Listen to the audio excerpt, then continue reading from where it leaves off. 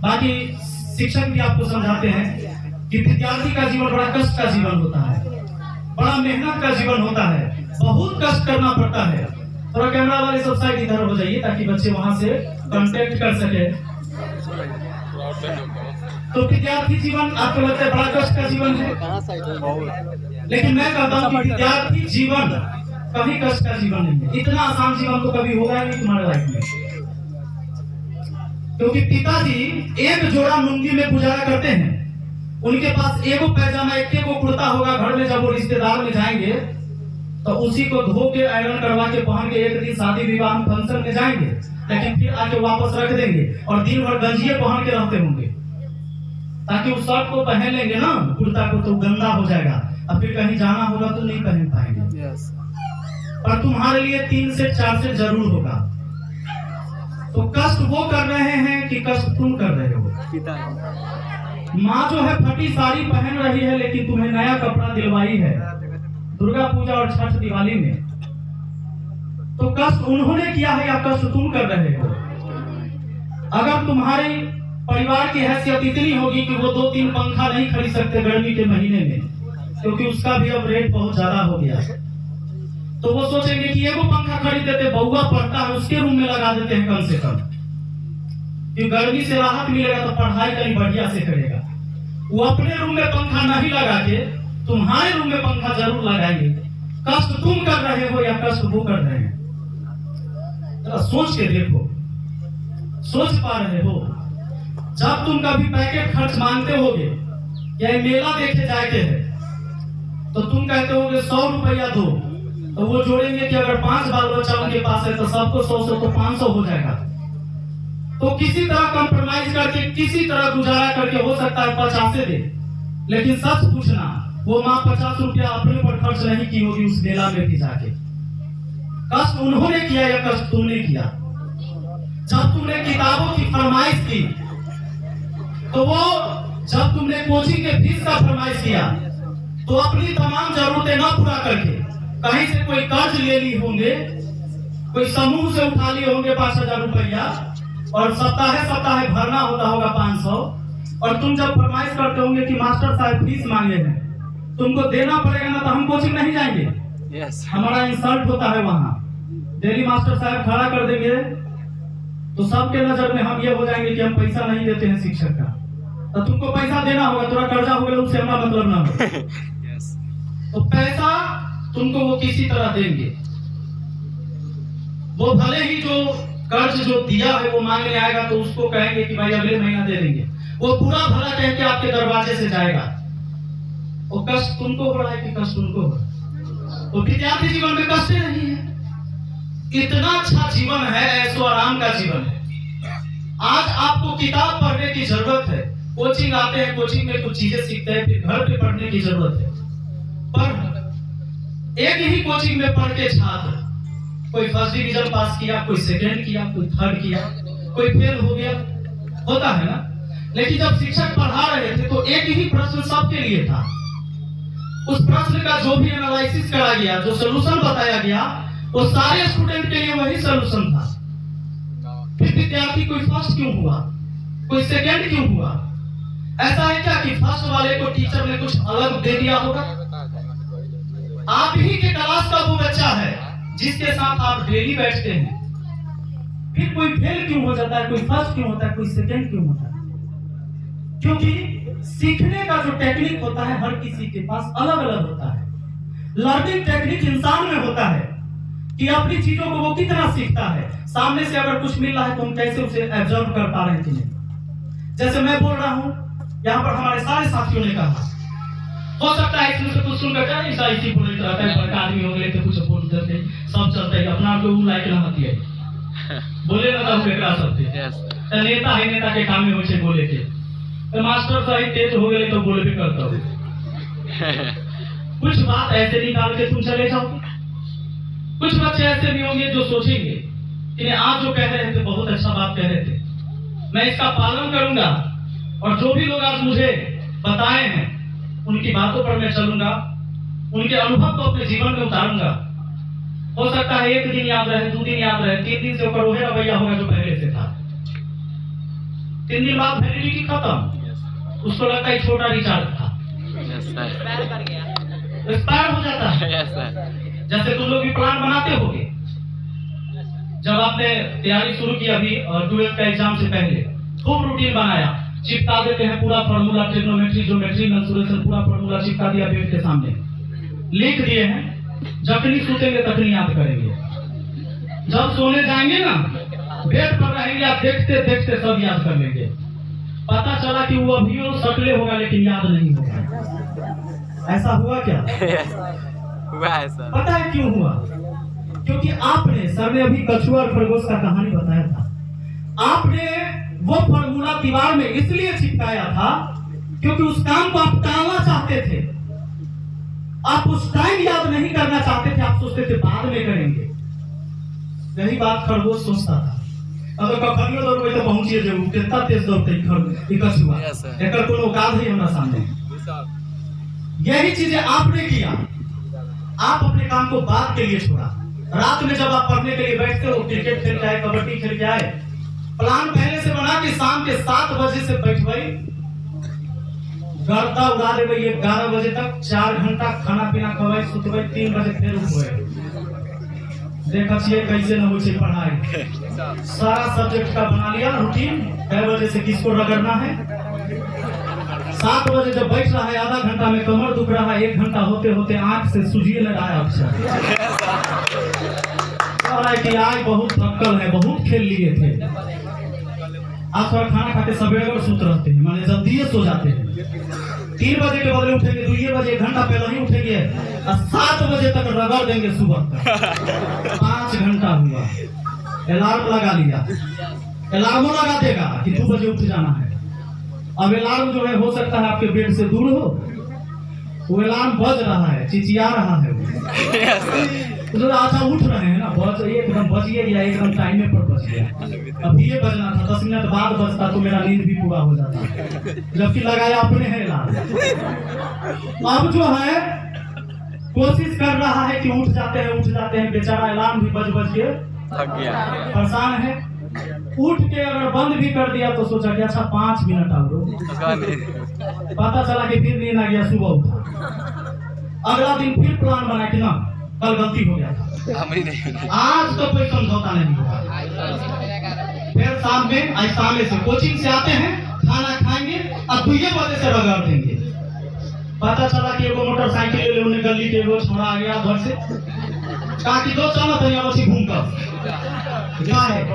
एगो मोबाइल ले, नया ले है मोबाइल एगो लेना माच को पसंद करे जबकि मॉडल पहले से पसंद है। Yes sir. वो जाएगा कलर पसंद करवावे ले, ओमे कवर चढ़वावे ले, टेम्पर ग्लास खोल लगता जो भाई फुटता भले ही बिना हेलमेट के गया होगा मार्केट में, माथा फूट जाता ठीक है, टेम्पर न फूटे के चाहिए।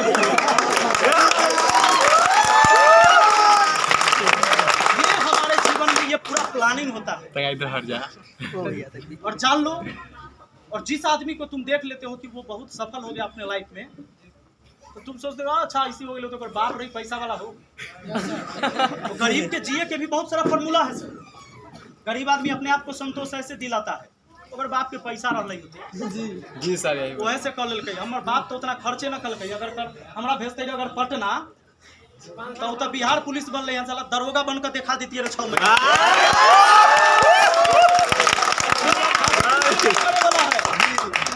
क्योंकि अपनी गलती वो कभी मानता ही नहीं है कि उसने अपने जीवन में गलती किया है। वो अपनी कमियां अपने परिवार के भरोसे छोड़ रहा है। तोरा जन्म दिया गया ना, ये कम बात नहीं।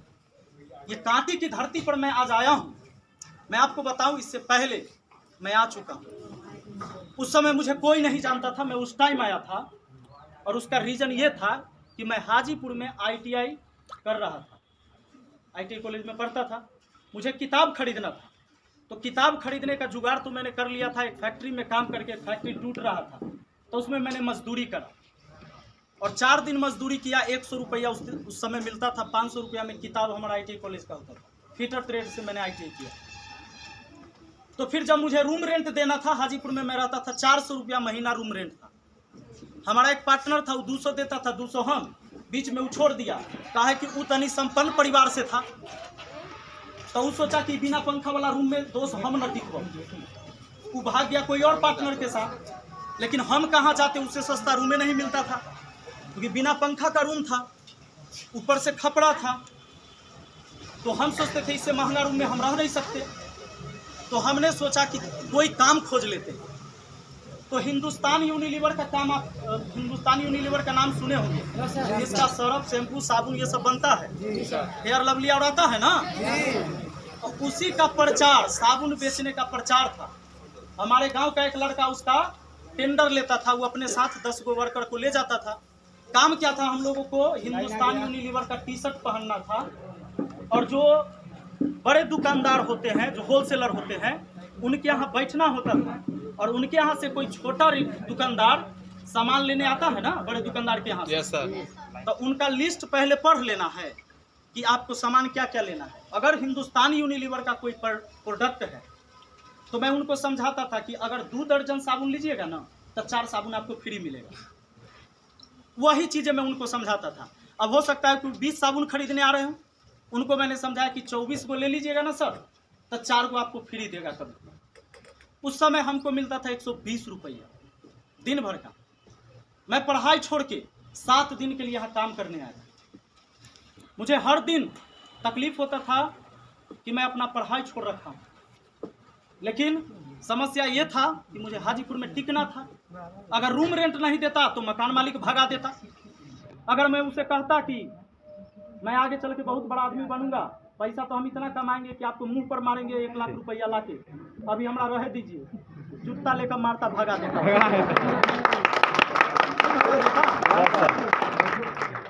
तो उस समय मैं कांटी आया था, और मैं आपको बताऊं, मैं जोड़ता था कि 120 रुपया कैसे हो बच जाए, लेकिन 120 रुपया बचता कैसे, खाना अपने से खाना था। तो मैं सोचता था कि उस समय भी होटल में खाने के लिए 30 रुपया एक टाइम का। अब 30 रुपया एक टाइम का, अगर 2 टाइम भी खाते हैं, एक टाइम भूखे भी रहते हैं, क्योंकि आदत हम लोग का गांव देहात से 3 टाइम खाने का। हम लोग नाश्ता नहीं करते, हम लोग खाने खाते हैं तीनों के, खाने का ब्रेकफास्ट नहीं होता है ना। तो मैं सोचता था कि ऐसे में गड़बड़ा जाएगा, तो 10 रुपया का दूध लेता था। उस समय 1 लीटर दूध होता था, 10 रुपया में पाउच वाला, और चूड़ा चीनी खरीद लिए। और बाबू दोनों बार चूड़ा चीनी या दूधे चलता था, और कुछ नहीं। 7 दिन मैंने लगातार यही कांटी में रह के मैंने खाया था। सोता कहाँ था, वह गोदाम में जहाँ हिंदुस्तान यूनिलीवर का गोदाम था। अब तो मुझे आइडिया भी नहीं कि वो जगह कौन है, क्योंकि वो 2009 के बाद, 9 आज से लगभग 14 साल पहले। तो उसी गोदाम में सोते थे, उसमें भी पंखा नहीं था, रात भर मच्छर काटता था। अब उतना हैसियत नहीं था कि कोयल जलाते खरीद, खत्म हो जाएगा, फिर 20 रुपया उसी में। रात भर मच्छर हौंकते थे वो गमछा लेके। लेकिन 7 दिन ड्यूटी किए, पैसा मिला, रूम रेंट दिए, और इस तरह से मैंने, जब कभी मुझे मौका मिलता था, जैसे कोचिंग में कभी छुट्टी है, कोई पर्व त्योहार की छुट्टी है, तो बच्चे जाते अपने घर में छुट्टी मनाने, मैं कोई काम खोज के काम करता था पटना जाके। और तब मैंने अपनी पढ़ाई पूरी की, और पढ़ाई करने के बाद आज मैं जो हूँ आपके सामने हूँ। पूरे देश से 47 लाख बच्चों को आज गणित सिखा रहा हूँ। 30 डिवीजन पास हूँ मैं मैट्रिक, सच्चाई बात है। तो ये जो तुम इंटर 1st डिवीजन किए हो, या कोई 2nd किया या कोई 3rd किया, कोई मैटर नहीं करता। जीवन में सफल होने के लिए एक कागज के मार्कशीट का कोई वैल्यू नहीं है। बहुत अच्छा सर। हमारे गांव में PhD पहले आदमी ताश खेल रहा होगा बढ़ कर बैठ के। जी सर, देखो कि नहीं? जी सर, देखे हैं। जी चाय बेचे वाले प्रधानमंत्री हैं कि ना? Yes sir. तो एक बात तो बताओ, तुम्हारा डिग्री कोनो काम के होता है क्या? नहीं सर, ये कुछ नहीं, खाली समाज के लिए दिखावा है। बात सही है। आज तुम बढ़िया नंबर लाए हो तो थोड़ा देर के लिए आपको जो है लगेगा कि बहुत अच्छा किए हैं, लेकिन एक बात याद रखना, सफल होने के लिए बहुत ज़्यादा टैलेंट की जरूरत नहीं होती है, जुनून की जरूरत होती है। क्योंकि जब जुनून होगा तो टैलेंट अपने आप हो जाएगा। जुनून होना चाहिए। आज आपको ऐसा लगेगा, कुछ बच्चे पढ़े भी होंगे, मेहनत भी किए होंगे, लेकिन वो फेल हो गए होंगे। कुछ बच्चे कम भी मेहनत किए होंगे, फिर भी उनको लगता होगा कि मेरा ज़्यादा नंबर आ गया है, ज़्यादा मार्क्स आ गया है, इतना हम उम्मीद नहीं किए होंगे, ऐसा लगता है। जी सर। अच्छा, आपसे ज़्यादा आपके समाज को लगता है, आपसे ज़्यादा आपके समाज को पता है आपके बारे में। जब आप सुबह अपने घर से चलते थे, अच्छा बेटियों के लिए तो और ज़्यादा चुनौती है। बेटा के तो सब पढ़ाना चाहता है, बेटी के सोचे समझ का आज वो लोग पढ़ाता है कि भेजिए कि ना। घर से दूर ज़्यादा है कोचिंग, स्कूल ज़्यादा दूर है, हाई स्कूल अपना गांव में ना है, तो वहाँ भेजना ठीक रहेगा कि नहीं, ये सच्चाई बात है। तो बेटियों को केवल ये किताब का क्वेश्चन ही सॉल्व करना नहीं होता है, समाज के भी कई प्रश्न को सॉल्व करना पड़ता है उसको अपने जीवन में। यही सच्चाई है। आज हम सब पढ़े लिखे लोग यही बात करते हैं कि बेटी पढ़ाओ बेटी बचाओ, पर जब समाज की बात आती है ना, तो अगर कोई बेटी पढ़ी होगी या फेल हो गई होगी, कोचिंग लगातार आई होगी, तो समाज के लोग कहेगा, और अगल बगल के आपकी मम्मी को बताएगा, तो हम सब जनत रही न हो पढ़े वाला। हम तो पहले ही कहलियो जो मैट्रिक कल कर तहिए शादी कर देता, चल जाते अपन घर चल जैते, तू हो जाता निश्चिंत। और इस बार अगर कोई फेल हो गई होगी, तब ओकर रिश्तेदारों सलाह देगा आपके मम्मी पापा को कि शादी उदी कर दहो, फिर जतै तो हुए पढ़ते, पढ़ावे वाला पति होते तो पढ़ेबे करते, ससुर सास की करते। ये कहानी होता है अपने समाज की। Yes sir. तो ये तुम्हें किताब में पढ़ने के लिए नहीं मिलेगा। ये समाज की वो पढ़ाई है जो प्रैक्टिकल रूप से पढ़ना पड़ता है। ये प्रैक्टिकल है समाज की। जब बच्चा सुबह निकलता था, आता था और फर्स्ट डिवीजन पास किया, बढ़िया नंबर लाया, अगर गांव के आदमी कहेगा जना छू हम तो जनैत रही हो, बड़ा मेहनती रही। सुबह 5 बजे निकल और लड़का 3 बजे अबैत रहे शाम में, बिना खैले पीले भूखे पियासे। हम सब पहले जनैत रही जरूर कुछ करते। Yes sir. और जब तुम फेल हो गए, तू भी निकले 5 बजे, 1 नंबर क्या बारा रहे, 1 नंबर 5 बजे निकले, कोचिंग तो 7 बजे खुलत रही, 5 बजे की करे जाइत रही हो? 5 बजे निकलता आ कोचिंग में छुट्टी होता है 2 बजे, 3 बजे काहे आता था हो? Yes sir. अरे पगला, 2 बजे छुट्टी हुआ तो 2 बजे पहुंच जाता। जाने का रास्ता नहीं समझेगा। वो कहेगा कि हमरा पहले ही पता था वो नहीं पास होगा, हम सब पहले ही जानते थे। जबकि ओकरा ही नहीं पता है कि डिजिट क्या होता है। 0 से 9 तक डिजिट कहलाता है, 1 अंक का डिजिट है। उसको ही नहीं पता है कि सजीव क्या है, निर्जीव क्या है, उसका परिभाषा उसको नहीं पता है। लेकिन ओकरा ही पता है कि तू फेल होगा से, ओकरा पहले से पता था कि तू पास ओकरा पता कुछ नहीं था। उसने क्या किया जानते हो? उसने निष्कर्ष निकाला तुम्हारे रिजल्ट को देखकर। जब तुम्हारा रिजल्ट आया तो उसने बना लिया अपना एगो निष्कर्ष, बोलने के लिए हम सब जनैत रहिए पक्का ही पास कर।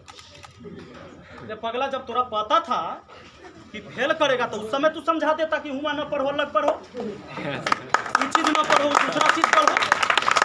उस समय बता देता तू, उस समय नहीं बताया। ये समाज का परिभाषा है। तो समाज को, समाज की बातों को जो आपको लगे कि आपके जीवन में ये कहीं ना कहीं बाधा बन रहा है, तो उसको इग्नोर करिए। एक बार क्या हुआ ना कि सड़क के किनारे देखते हैं पोल गड़ाते रहता है। जी सर। तो पोल गड़ाते गड्ढा करके कभी कभी चल जाता है मिस्त्री सब। तो गड्ढा करके चल गया तो बेंग का झुंड सब उसी जगह खेल रहा था, कूद गया 2 गोहे में, गड्ढा में कूद गया। गड्ढा में जो कूदा, 2 गो कूदल था, छलांग लगा रहा है, निकले ले प्रयास कर रहा है, खूब उछल रहा है जो कैसू बाहर आ जाए। लेकिन ऊपर से जो देख रहा था बाकी होकर जो समाज का जब मेढकवा सब था, जी जी, चचा दादा गोतिया जी रिश्तेदार सब देख रहा था। जी सर।